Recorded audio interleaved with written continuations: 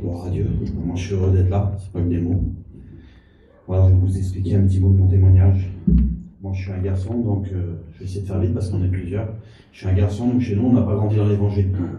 Moi, j'avais un père qui était assez compliqué avec nous. On a été élevé d'une façon un peu spéciale. Bon, j'avais un père qui avait un métier qui n'était pas la gloire de Dieu. Alors, tout jeune, lui, il nous a appris les valeurs du monde. Donc, on a été élevé dans le jour à peine. J'ai mon père qui a fait pas mal de temps de prison. On a fait un petit peu il a fait un peu de prison par ici aussi, sur les Baumettes. Donc, voilà, on a été élevé comme ça. Et puis, nous, l'évangile, c'était loin de nous.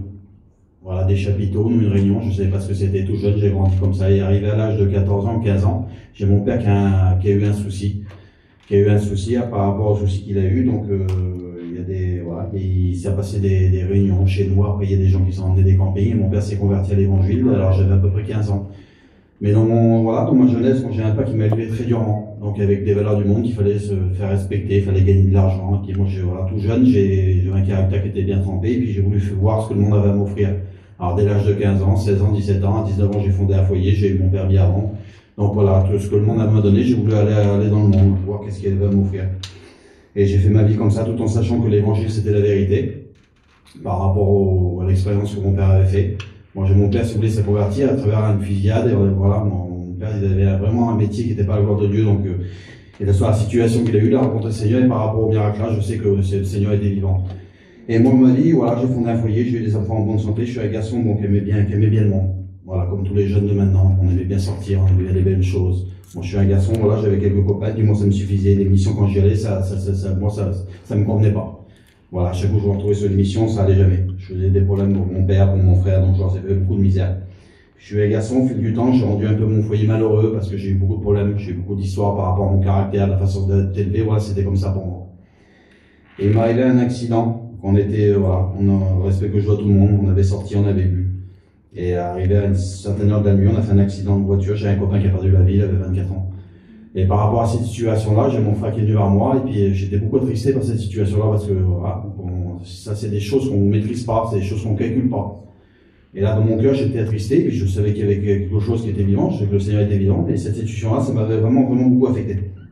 Et j'ai mon frère qui dit, mon frère, tu vas partir avec moi, on va partir en mission, et tu verras, ça va être bien.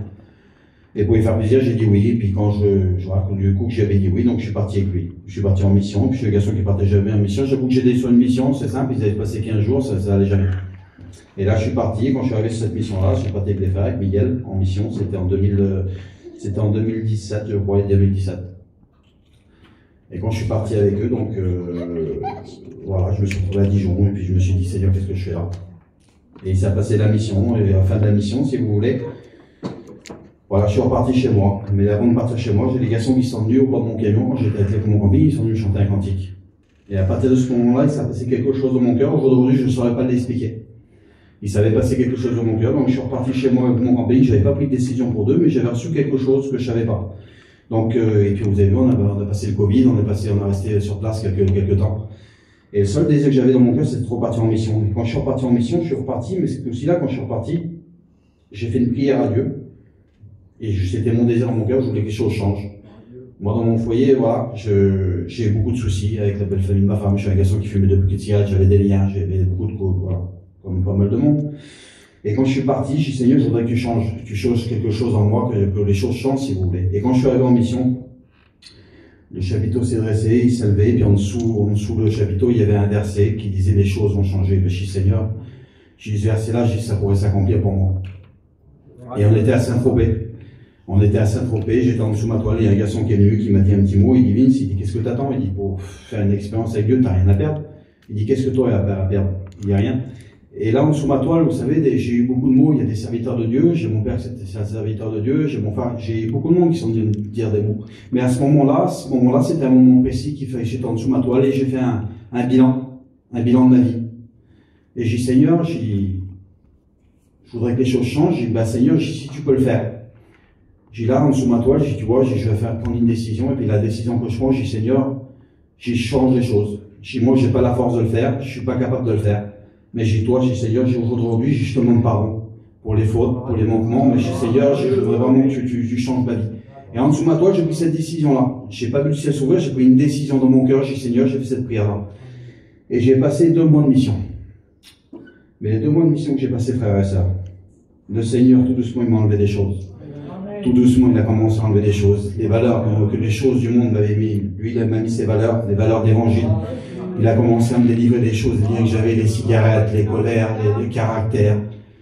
Le Seigneur m'a donné le pardon, il m'a donné le baptême du Saint-Esprit. À la fin de la mission, j'ai passé par les eaux du baptême avec mon foyer, ça fait 4 ans. J'ai découvert une nouvelle vie. Voilà, j'ai pas dû beaucoup de temps dans le monde. Aujourd'hui, j'essaye de racheter le temps. Vous voyez, c'est pas un fardeau de venir là, je suis avec la clé d'une bande de copains. Et c'est la plus belle chose qu'on peut faire, c'est de rencontrer Dieu réellement. Bon, j'ai mis un certain temps, mais aujourd'hui, j'ai trouvé le principal. Voilà. Donc, que Dieu vous bénisse. Amen.